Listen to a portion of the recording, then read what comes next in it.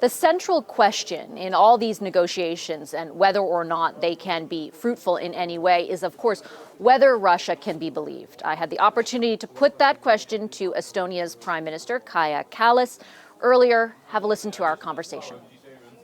Well, I don't believe him. I think that they can't take Kiev. That's why they're moving away, because Ukrainians are fighting really, really hard. I have to say that you can't really have negotiations if the guns are pointing or even, shooting at people, really. So this whole arrangement around peace negotiations is due to Russia invading Ukraine, and that we must not forget. Do you think there's any possibility the negotiations could be fruitful? I was reading some reports that, for example, there appears to be, and I use the word appear very carefully, an interest on the Russian side in complying with the ask from President Zelensky for President Zelensky and Putin to meet together to review some sort of draft agreement. Do you think anything like that is actually possible?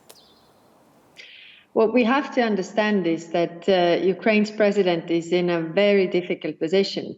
On one hand, he sees all the slaughtering of his people, destruction of the cities, and on the other hand, you have other country invading you, which means that you want to have peace. But at the same time, you don't want to give away your territories. If we look at the surveys that we know about the Ukrainians' opinions, then they are feeling that they are winning this war. And the other opinion is that, Zelensky can't really give away some territories. If we have peace agreements, then probably what Russia intends to have is that, these troops will stop where they are right now, and the territories that Russia has already conquered are Russian territories, which we must not give in, because we have to understand that it's not voluntarily Ukrainians giving away part of their land. Yeah, I wanted to ask you about that.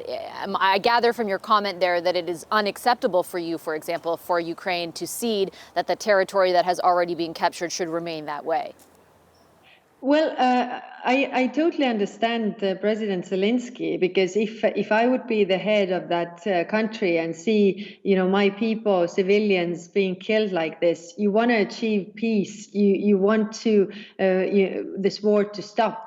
This is very clear. But at the same time, we have to understand that it's not a voluntary giving in, and we have to take this as not a voluntary agreement if they make such. Why is it important? It is because we can't forget that there are war crimes committed in Ukraine, and all the procedures that need to be done have to be done later on regarding the war criminals. Not that if they have the agreement and we have a peace, then it's all done and Russia and Putin is forgiven. I think we can't overlook what he has done already. In that vein, I wanted to ask you about the comments that U.S. President Joe Biden made over the weekend here in Poland. I'm coming to you right now from Przemysl, in Poland. He said, for God's sake, at the end of his speech here, for God's sake, that man cannot remain in power, referring to Putin. He clarified yesterday that he was not advocating for a regime change, but he was expressing his moral outrage. Do you agree with the statement that Putin cannot remain in power? We see what Putin has done. I mean, there are war crimes being committed in Ukraine. Why there are more civilian casualties in Ukraine than there are military ones? It is because Putin is targeting the civilians, which is considered to be a war crime if you look at the war laws that have been agreed internationally. So clearly, a war criminal can't really lead a country. But saying that it is, of course, up to the Russian people to decide. We know that Russia is not a democracy, really, but I think it's in our interest to isolate Putin completely politically on all the international fora. Not really talking to him would be preferential, because that's also a clear sign that we don't accept such behavior. Were you surprised by President Biden's comments?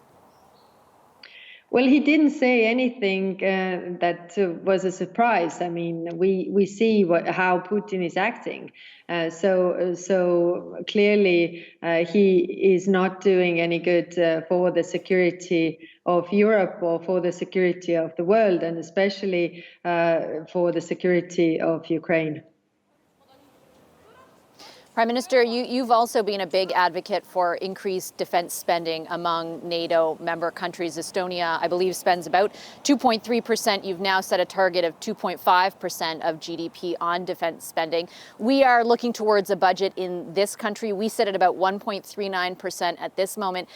The governing party in this country has struck an arrangement to deal with another party, the New Democratic Party in Canada. And there is a big conversation going on about whether or not Canada will actually set out a path to achieve that 2% target. And one of the parties, not the governing party, but the other one, has expressed an unwillingness to meet the target. They're okay with a bit of increases in spendings, but not hitting the target. If Canada were to fail to set out a path to hit 2% of spending, GDP rather, on defense spending, would Canada be letting down its allies in NATO?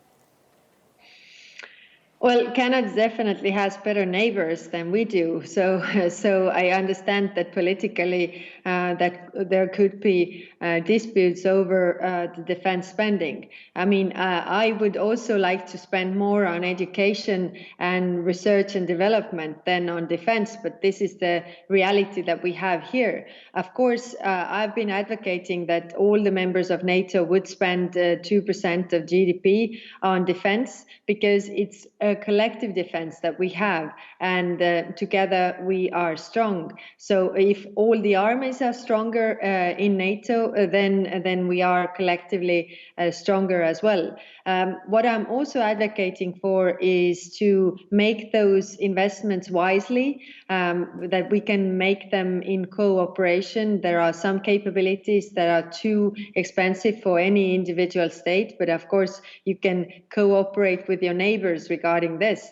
But of course, it is up to the internal politics of each country to make those decisions and reach the conclusions. But what I want to say is that the security situation in the world has completely changed after the 24th of February. So it is wise, even for those countries that have much better neighbors than we do, still think about this, because if you look at the long-haul missiles, they go pretty far.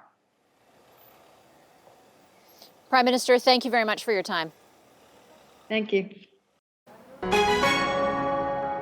Hi, I'm Vashi Capellos, host of Power in Politics. See more of our show by subscribing to the CBC News channel or click the link for another video.